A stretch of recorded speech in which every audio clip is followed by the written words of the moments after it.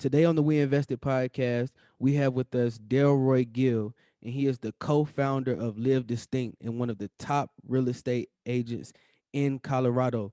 Delroy, how are you doing today? I'm doing good, man. I'm doing good. I'm ready and excited to share. Yes, sir. Thank you so much for joining us. And before we get started, can you let the people know where they can find you on social media? Everything is my name, Delroy Gill. Delroy Gill on IG, Delroy Gill on Facebook, Delroy wherever there's a social video channel platform, Clubhouse, YouTube, all of it. Delroy Gill. For sure, for sure. So, man, let's just jump right into it, man. So, you were born and raised in London, England. So, how Yep. did you end up in Denver, Colorado, and what was that journey like? Yeah, so born and raised in London. My family is from the Caribbean originally, so that my heritage is Jamaican. So my parents moved from Jamaica. My mom was born in London. My dad is born in Jamaica. Moved over there. Long story short, grow up, go to school. Was getting into trouble. I went to multiple schools. I've probably been to at least 9 different schools. Got kicked out every single time. Didn't get no college degree, no, I have no diplomas, no nothing. So my parents at that time was deciding that they wanted to try and get a better life and get out of trouble. The last school they moved me to was way out in the boonies in like some super white neighborhood. I was like one of the only black kids in the school to try and get me on the straight and narrow, so I wouldn't keep getting into trouble. And I ended up still getting into trouble in that school. And then they decide, my stepdad got a job transfer to America, and he promised me at the time this American dream, this American lifestyle of like, in my mind, it's like Miami. Like that's what I think when I thought of what America is like, jet skis and what was that show, Baywatch? Like that's what I had in my head, Daytona Beach lifestyle and parties. So they was like, yeah, we're going to America for that. Long story short, the initial job transfer that they got to move to America was in Omaha, Nebraska. So it was completely different than what I thought it was going to be. And basically, I went through immigration. The day I got my green card, I left, booked a ticket, went back to London, and I was like, no, that Omaha and Florida life is not for me.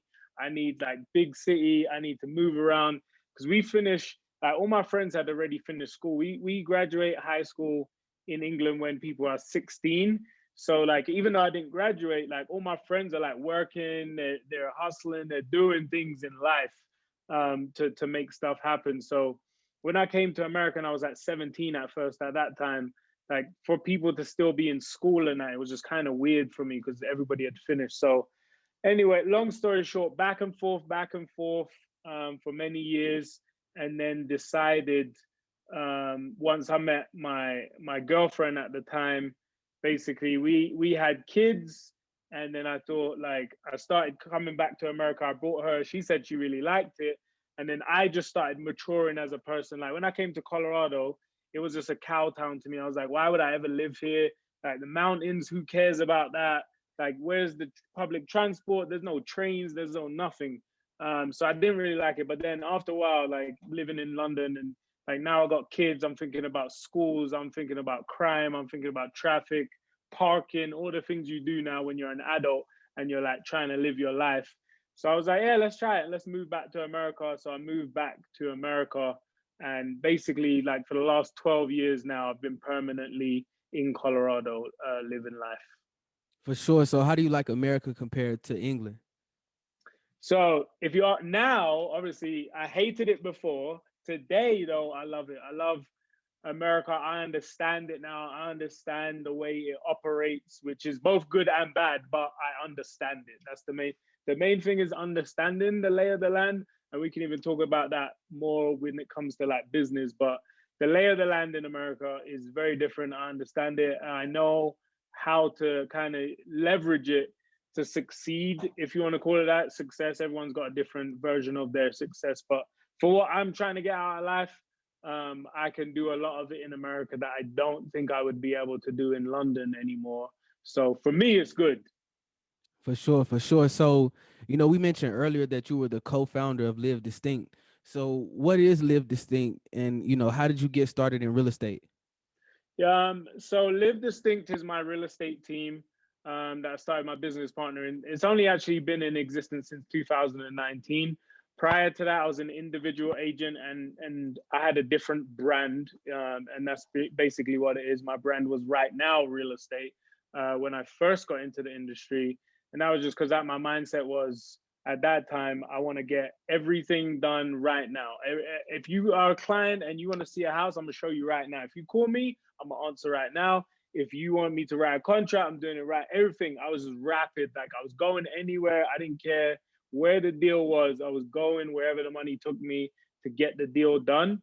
And then kind of, leverage that throughout the years, and then transition from kind of grinding it out, doing regular real estate, going through the recession, doing short sales, helping people, stopping them from losing their homes, getting a bunch of people that had terrible loans at that time out of those situations, and really educating myself on what worst case could happen in real estate, which is a real estate crash, and you got a loan that's terrible that you shouldn't really have, to now transition into the luxury space. So I had to rebrand myself, and that was why we created Live Distinct.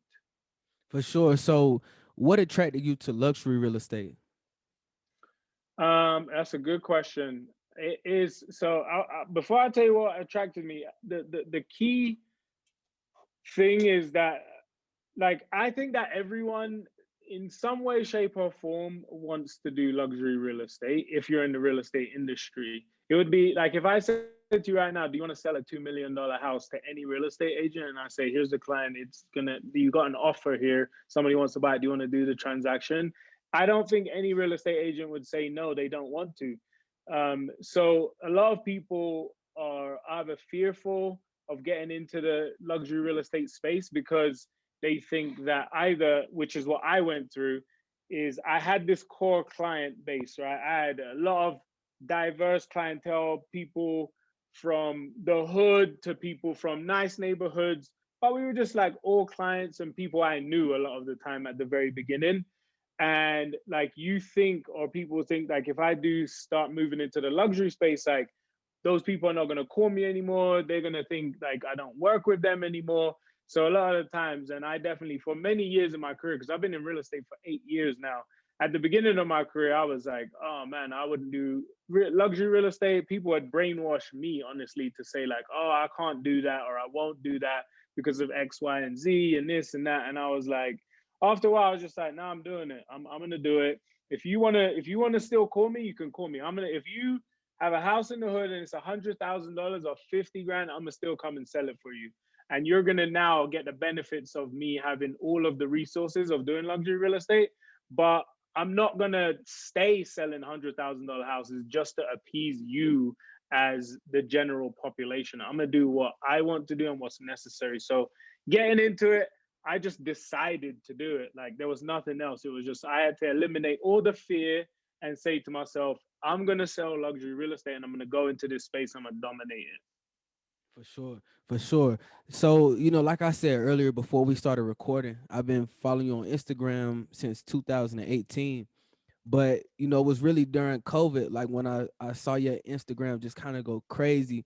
You were going crazy with the marketing. You've always been posting houses and posting what you're doing, but it was just like then you started really, really incorporating, or I started noticing you incorporating like drone shots and just like more interactive Instagram posts and showing tours of the houses and things like that. So, um, how did COVID affect your business or impact your business?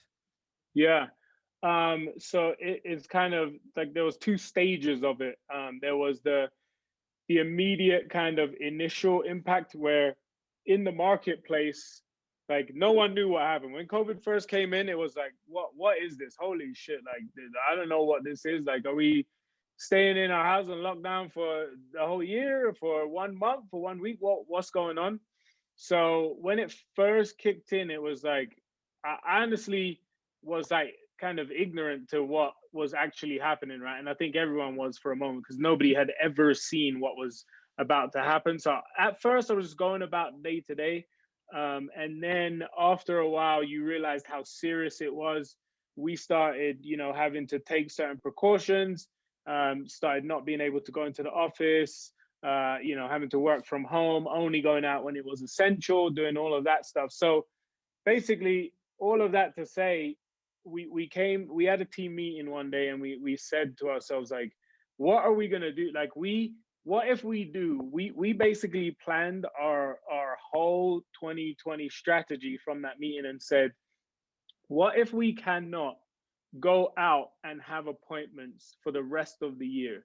Like, what if we actually do go on lockdown for an entire year? Like, what are we gonna do? Are we gonna be like everyone else and just sit at home and do nothing and wait for like someone to call us to say they want to see a house? Like, we need to still generate leads. Like, we're trying to grow. We plan to grow this year. What are we gonna do instead? So we just said we're gonna have to pump on social media and do webinars all day. So every week, and a lot of it, actually, it was good timing for us in terms of our team. Right before the lockdown, there was the videos that you see now on my social.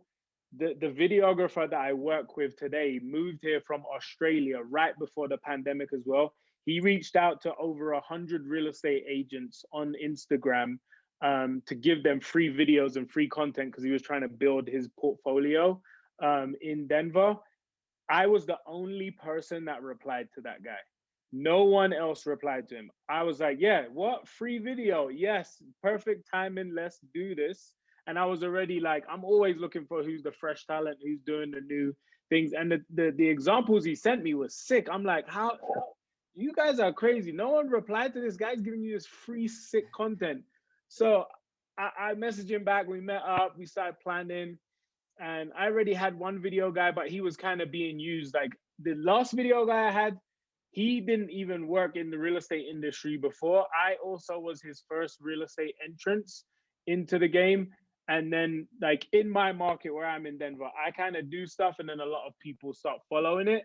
So at that time, at the beginning of the year, my video guy who I started with was now doing everyone's, that is kind of doing the social media branding stuff in the market. So it was like the same. So this guy is brand new. No one replied to him. I'm the only person. He's from a different country, has a way different lens on how he's going to do stuff.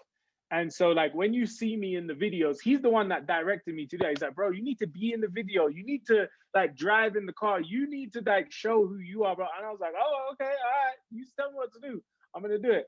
And then, um, sorry, can you hear me? Yeah. It kind of got okay. Yeah. So then he was just like, bro, this is the way. This is like, trust me. Where I'm from in Australia, this is how people be getting business. And I was like, all right, let's do it. And then basically what you see today, all of that kind of content wise was really like his creation behind the scenes, like all the crazy like day to night time transitions, all the crazy edits and all that video stuff is from Fortum Sam, my guy. He pushed me to do that. So it was really like just perfect timing, and so we just pumped that all through 2020, and basically everyone just kind of knew who we were from us doing that. For sure. So like, was it when you first like started to get in front of the camera? Was it like a weird transition for you, or did it feel kind of natural, or how was that like process for you? Yeah, it felt natural at that time because 2019 I had already been going through a lot of trial and error, a lot of fumbles, a lot of videos that were terrible, some that I'd never even released. I had gone through like finding the right video guy, ups and downs, and content being trash, some being good.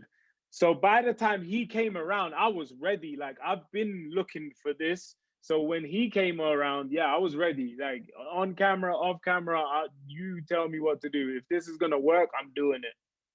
For sure, for sure. So you just recently launched a new podcast, Agent Daily Dose, along with like a training and a course. So can you Yeah, explain a little bit more about that? yeah. So just obviously with the transition in my career. So as I said, I've come from basically. Like I'm talking about the bottom of real estate, right? Like this most serious grind. If anyone is watching this and they're in real estate, they'll know what I'm talking about. Recession and short sales. If they know what that is, that's 100% of the business I did for 3 years.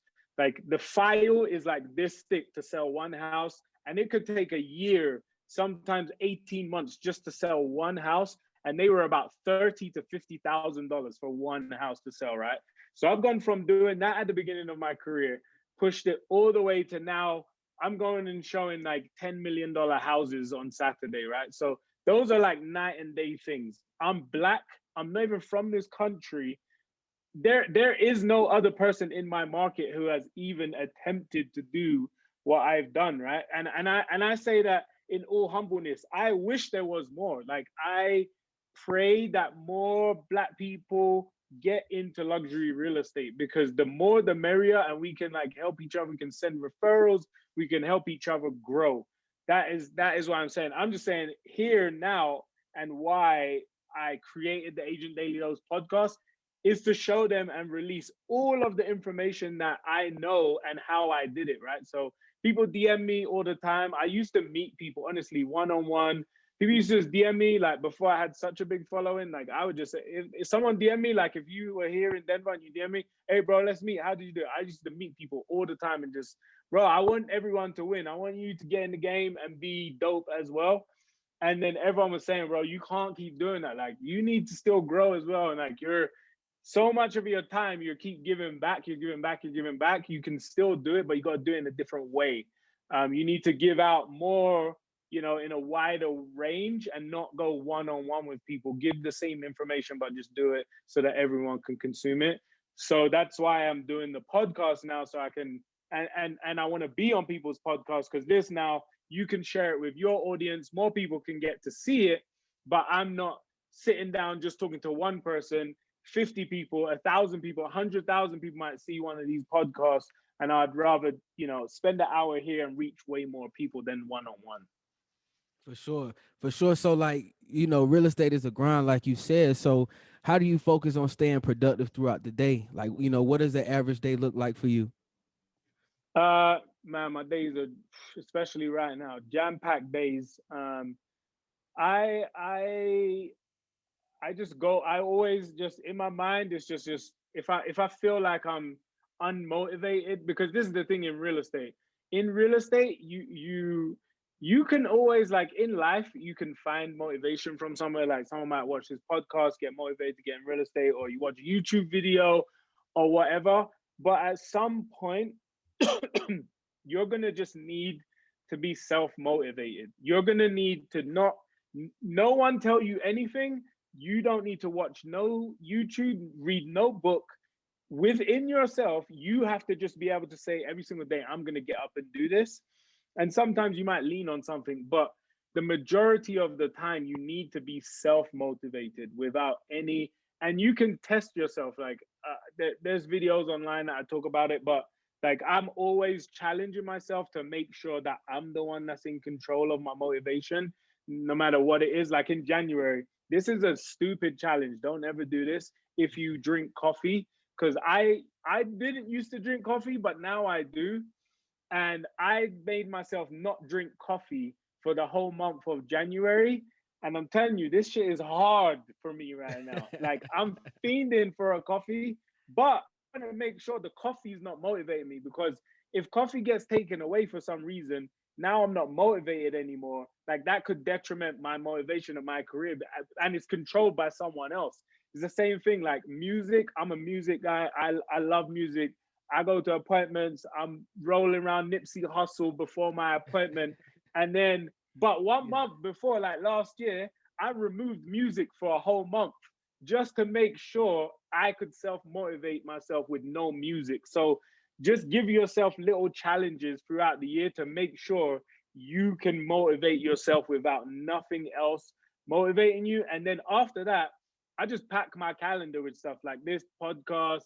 Let me do a podcast. Let me have an appointment with this person. Let me have a coffee. Let me write a contract. Let me call all my database. Boom, boom, boom. Just fill my calendar up with actual stuff to do. Like I'm booked for weeks out, not because like people called me to do stuff, I'm calling people and booking the appointments. But if somebody calls me in the meantime, I'll fill it in within those gaps. So my calendar's always packed. So once I'm self motivated, I just get up and just say, what does my calendar tell me to do today? And I just follow whatever the calendar tells me. I don't really like have to think about what I'm going to do today because there's so much stuff in my calendar to already do. I have to figure out, how am I going to get time to do all the other things that pop up in between the stuff I've already booked in. For sure, for sure. And that's a dope challenge too, man. I gotta try that sometime. But Bro, trust me. Pick it wisely. Pick it wisely. for sure, for sure. But all throughout the podcast so far, you talked about your content guy and the people that you reach out to and help and connect and network with. So, what's the importance of having a good team and how did you build your team? Man, the team is key. The team is key. Like, so actually, let me say this: the team is key once you get to a certain point. Like at the beginning, everyone is probably gonna have to do it solo. I had to do it solo. You're gonna have to do it. My social media at first was me, my phone. Like when I wanted to like get super like I'm gonna create a brand on social media and like wear suits and do all this stuff, do my social media. I was solo with a tripod and my iPhone out on the street, like posing in front of a house, pressing the phone, running to the front of the house, like posing and getting the picture done. Like I couldn't afford every day to like hire a photographer, right? So I'm just that's just the reality. Like I'm not doing it for clout, but I'm building my brand. This is marketing and advertising. You're either gonna pay someone to do it or you have to do it yourself. So I was just out solo with a tripod doing it. And that's how I built my initial kind of following an initial brand on social media. And I think that's the key thing. Like before you even build your team, you gotta build your personal brand. Like people think your brand is like your logo and like what font am I gonna use my website? Like you don't for so many years, like I didn't have no website, no logo. I didn't care. Like what does that even mean? That doesn't mean nothing in the world of business. Your business is you doing stuff and what people trust you for and your reputation. That is what is actually the core of what your brand is. Once people know that, like if everyone knows whether you had a logo or not, if every week or day or when how many ever episodes you're doing, you're talking about investing and building your and self-growth and all of that on this podcast, people just tuning into that. They may never go to your website, never see anything. They don't even care about that. They care about the information. So me just always being able to educate people through my platforms was the key thing to building my database. So on my social medias, I used to always just tell people any free game that I knew about real estate, like any loopholes in the system, anything that you could use to like get rich or get wealthy or buy a home, any type of method within real estate that was a legitimate way. That wasn't no scamming, no pay me this and I'll tell you this bullshit that people try and do. Like it was the real information. And hey, if you want to use me as your real talk, great. If not, I'm giving you free information. Go use it somewhere because it's going to help everyone if more people buy homes anyway. So I just basically built my brand off of doing that. And then as time went on, it's just now that brand is picking up momentum. I'm getting the incoming calls, and my business went from like probably I used to get like 60% of my business probably through like social media. And now it's actually like people see a big brand on social media, but I probably only get like a direct DM message of like, hey, I want to buy a house, probably only like 20% of the time these days. Just because I've got such a big client base that I'm doing way more on in the back end, and those people are sometimes they follow me as well. But now I just have trust within the marketplace, so people just refer me clients and do that stuff. I'm not as much in the building the trust phase. I'm more maintaining my client base and kind of doing different things. So at the very beginning, solo, grind it out, build your brand, build your reputation in the marketplace, have something that they know you for. When I was at the beginning, they knew me about short sales. When I was after that, they knew me about first time home buyers. After that, they knew me about investing and like building wealth in real estate. And then I had to revamp, and now they know me about luxury real estate and luxury homes. So you just got to reinvent yourself, stay moving, stay current, and just keep on providing people with information. Once, if you give away value, give away information, people are gonna come back to you regardless. For sure, for sure. And that's like the key, I guess the key to it is just to constantly evolve with the times and not stay like Yep. stagnant and, get outdated.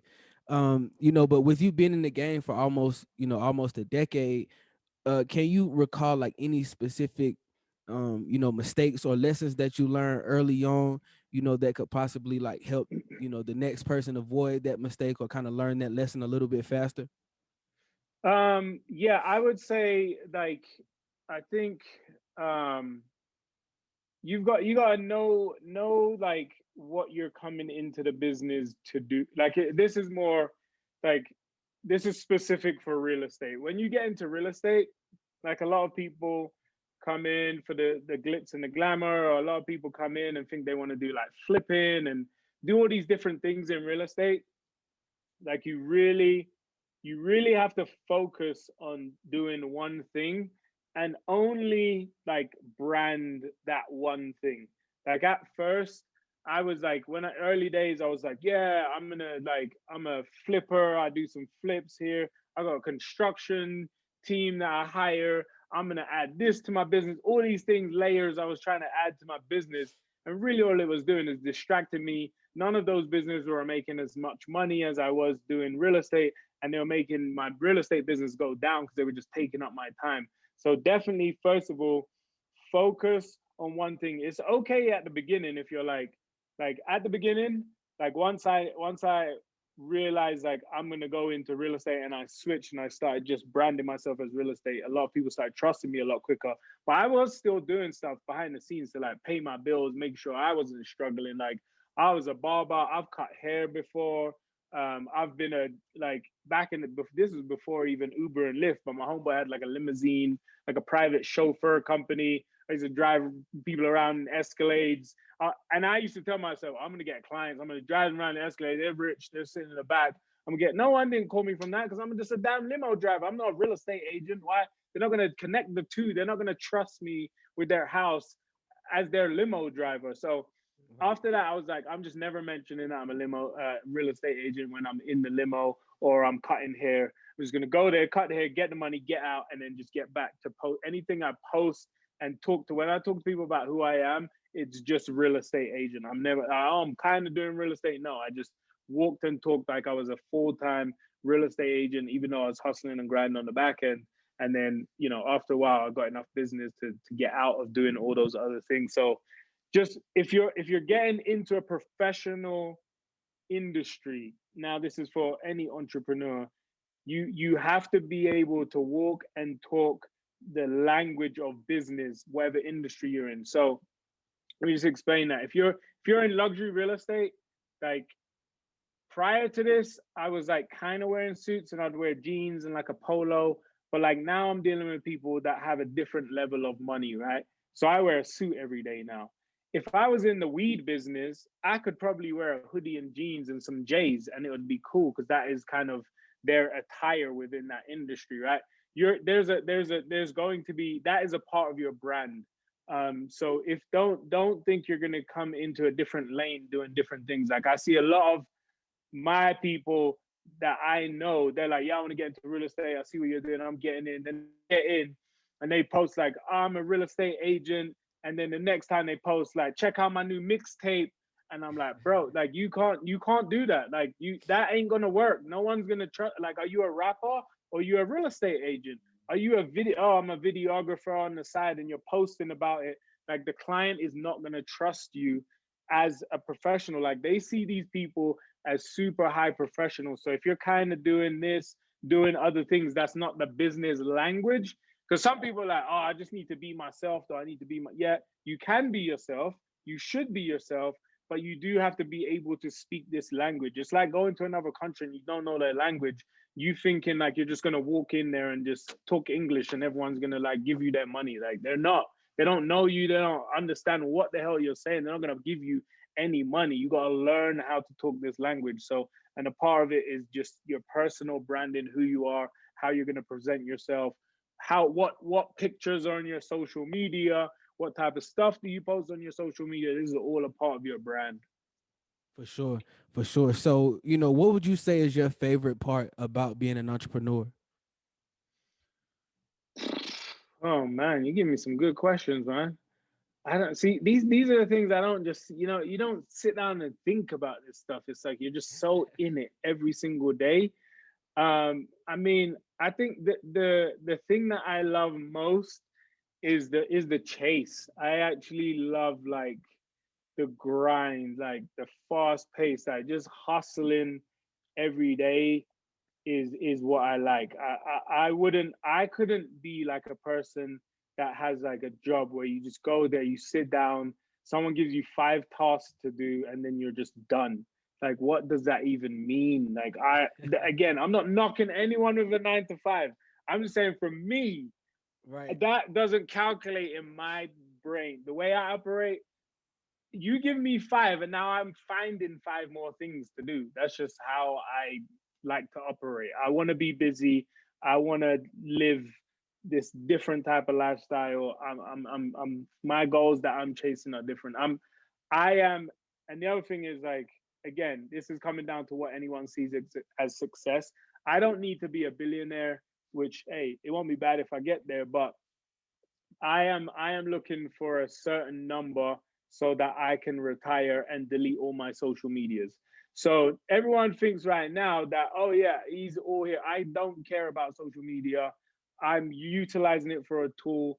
Prior to being in real estate and all that, I never had social media and all that before. I literally use it as a tool, and you will see this up with it, and then you will see it completely die down once I get to a certain point in my career. So what do I love? I love the chase to get to the end goal, and I'll get there. I've got about the plan right now is probably like another 10 years, which again might seem like a long time to people. It's not a long time. 10 years away, I'll be deleting every social media. I'll have enough money in the bank to go and chill on the island and be cool. For sure. Hey, that sounds like a great plan. So, so what would you say is the single most important reason for your success? Man, um, bro, that is a deep question. One thing, oh man, I'll just say mentally. There's a point. There was a point in my life where mentally there was no plan B. There was just a switch and a moment in time where it was like with I have no safety net. I literally I have no one to call. I can't borrow $5 from no one if my lights are about to get cut off. I can't call a friend. I can't ask the audience 50-50. Nothing. I have no lifelines in Yeah. this game. And it was like, okay, you gotta go, like I gotta go hard and feed my family. And there's no backup plan. Like I've just got to do this. And I had that kind of a little bit of mindset when I was growing up and stuff like that. But like when you're younger, you kind of play around a little bit, and I'm kind of doing this, I'm kind of hustling, but then you just get to a point where it's like I don't have a plan B. I had no plan B, so for me, it was like it's either I hustle or I'm homeless, basically. So it's like all or nothing. All or nothing. I'm all in. I'm all in on this. For sure, for sure. So, who do you look up to for inspiration and why? Oh, this is man, you catch me with I'm telling you, I'm not even just saying it, but these are the deepest questions right now. So this is actually a funny thing, and I'll be completely honest with this question in the moment in time that I am right now in my life.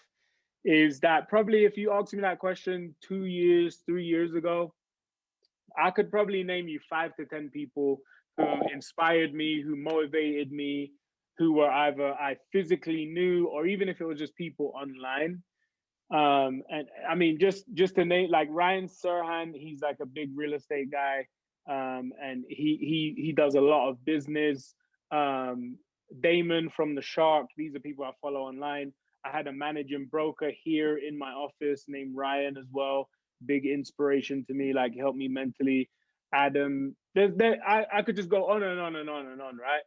What happened in the last 3 years, I have accelerated so much that these people are either now my peers or they're actually not producing as big of business that I'm producing anymore. Some of them are still around, but it's just like they're not inspiring me anymore. Today, if you were to ask that question, I literally have no inspiration other than my business partner and my family. That's it, which is not a good thing, people. This is not a good place to be in. Trust me. So I'm actually looking for right now. I just had a phone call with a buddy of mine to like, hey man, I need some groups. I need to find like a networking group. Cause again, I'm not settling. It's not like I'm in this space and I'm gonna just be like, yeah, I'm just gonna inspire myself and have no one to talk to about these types of problems that I have now. I need to find new problems. I need to find people who are solving these problems who are in the same mindset and space as me. And so I'm actually, if anyone's watching and they get to a certain level in their career, or maybe they already are and they're doing it at a certain level, or maybe even above me. But there's a group called EO, which is Entrepreneurs Organization, and this is a group that I am now going to join. And someone recommended it to me. It's a nationwide group, but they have local chapters in each state. You gotta like have certain criteria in your business to be able to join. But I think they have like the person who introduced me to it is in the level above this group, which is called YPO, Young Presidents Organization. And in that group, you needed like 20 million in business to get into that group. And he gave me the step down, which is what I needed. I'm not in that league yet, but there's different levels of it. I don't know what the one is. That's the feed, and they basically feed into each group, right? So you have that group that feeds into the higher group, and basically these are all people that pay to be in this group. They have speakers, they have meetups, they have networking, all of this. So I'm going to join that, and hopefully it can kind of inspire me. I can meet some new peers that are really above what I'm doing. But there's a few people that I talk to and brainstorm with these days that I look up to, but really not anyone, definitely not in my industry. But I've got like two or three people that are doing pretty big things around me, that I can talk to. But I don't have a. Before I used to have a whole circle, like a big network of it. Now I've got like two people that are like my homies, that we can talk about stuff, but not really like that big network anymore. So I will, next time you see me, I'll be telling you about this big network that I got. For sure, man. It's like a constant theme that I keep hearing throughout this interview is just like hunger. You know what I'm saying? Like the need for constant growth and like constant evolution. So that's like the energy that's given out, man. I know I'm not the only person that's gonna feel it. Like everybody that listens to this episode is gonna feel inspired and get that That's spark good. in them. That's good because, bro, I think I'm hungry, and then I meet like the guys I talk to. Like I said, those few guys. I won't name them because I'm about to talk about their finances, but like a couple of them are good, probably 50 to 70 mil in the bank. And like, I mean, I talk to some of these dudes and they talk to me like they are broke and they're looking for the next deal. And I'm like, fucking hell. Like, in my mind, I'm thinking like, if I got 50 mil in the bank, bro, I'm chilling. I'm chilling for a minute. And then so like I see that and I'm like, shit, I gotta grind, bro. I gotta grind some more. I gotta get some more. So again, it just depends on who you're around. Like some people talk to me and think like, bro, you should be chilling. Like you made it. You're good. Like, nah, bro. I've seen a whole different realm. Like, I see dudes like leasing private jets and like this dude buying buildings and like launching big companies. I'm just like, nah, there's more money out there. But again, I just want to tell people this is me. This is my mindset. This is how I'm doing it. You don't have to chase after what I'm chasing. You find whatever makes you comfy. I know some people 150 grand a year, in a nice little house and a car, they're good. That's just not me. That's just not me. For sure, for sure. So, how would you like for people to remember you and your companies? That one's easy for me because that's my life mantra. It is you. Everyone says like you gotta spend all your money, because you can't take it with the grave to you. But there's one thing that you can take to the grave with you, and that's your knowledge. You have to share your knowledge before you die. Every single person on this earth, if we share our knowledge with each other, everyone will be better and greater than what they are today. So my thing in life, and what I want everyone to remember me by, is I was a sharer. I gave every gem, jewel, anything I learned at any moment in time. I'm gonna give it to you. I'm not gonna hide it and oh man, this is mine, bro. I'm not telling you how I did it. Always just share the information. Listen to podcasts. That's how you learn. That's how I learned. I learned from people sharing. If I didn't listen to other people and learn from their mistakes and them telling me what to do, I wouldn't be here today. So who am I not to share the information back? For sure, for sure. So, what does the future of Live Distinct look like? Hey, big boy, money talk right there. Live distinct. We will have check back with me, yeah, as well, because I'm gonna put this out in the universe. We will have a team in Aspen. We'll have a team in LA, and we may or may not have one in Texas. Still debating, but definitely expanding into Aspen and LA. We'll be producing probably about 300 million in real estate sales. And we'll be moving. We'll be well known. We'll be nationally known at that point, and we will be at that point. We will really actually be now moving a lot more to like mentoring and helping other agents grow. And like once, because we just want to keep peeling back the onion of how to do these things, right? Because I'm about to go into territories that I've never been in before. Like going into these new markets, haven't been there. Doing this much volume of business, I've never done it before. I know it happens. I'm talking to the people who are doing it. They're telling me how to do it. So I'm gonna do it, and then I'm gonna come back tell everyone else how to do it. So you'll see this. You'll hear it all through the Agent Ailey Dose podcast. I've never even shared that with anyone else, so But like as we roll these things out, people will see us in LA. They'll see us in Aspen, $10 million houses, $50 million houses, and they'll be like, "How the fuck did they do that?" But you'll see. We'll tell you. We'll tell you once we do it. We want to Hey, make sure we do it. that's dope. We got an exclusive, man. We got an exclusive. Delroy. Look, I've learned so much, man. But look, before we get out of here, at the end of every podcast, we like to play a rapid fire question game. So if you're Okay, open for that, I'll go ahead and ask these three questions. hit me. Question number one: Where's your favorite place to travel? I'm gonna say Jamaica. For sure. Why Jamaica? That's just because it's home to me. My kids and family haven't been there yet, though, and I'm about to take them. We were supposed to go this year. COVID shut it down, but I want them to experience that life. I've lived that life where none of your fashion doesn't matter, your social media doesn't matter. All it is relaxation, the beach, food, and family, and that's the ultimate goal that I want to live. For sure. Question number two: What song explains your life the most? Nipsey Hustle.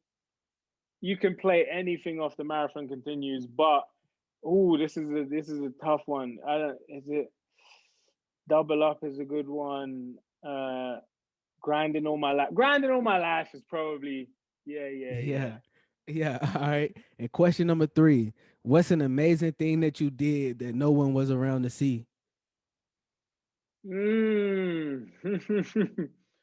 um, what is the last thing or what have I done? I've done some crazy shit before where my wife is like, "Why would you do that?" I've like I've given like $1,000 to a random motherfucker on the street before. That's crazy. Yeah, That's crazy. yeah. I met them one time before, and they told me about their story of their life, and I just thought that that was dope what they did. So Yeah, man. I just wanted to thank him. Hey, that's dope, man. Delroy, I appreciate you so much, man. Thank you for joining us today. Hey, look, man, this is a legendary podcast episode right here, man. Thank you, bro. Thank you for having me. Keep doing your thing. Keep putting out the content. Keep doing your podcast because I'm gonna learn from you as well, and let's grow together, bro. Yes, sir, for sure. Hey, have a good one. Have a good one, man. Thank you.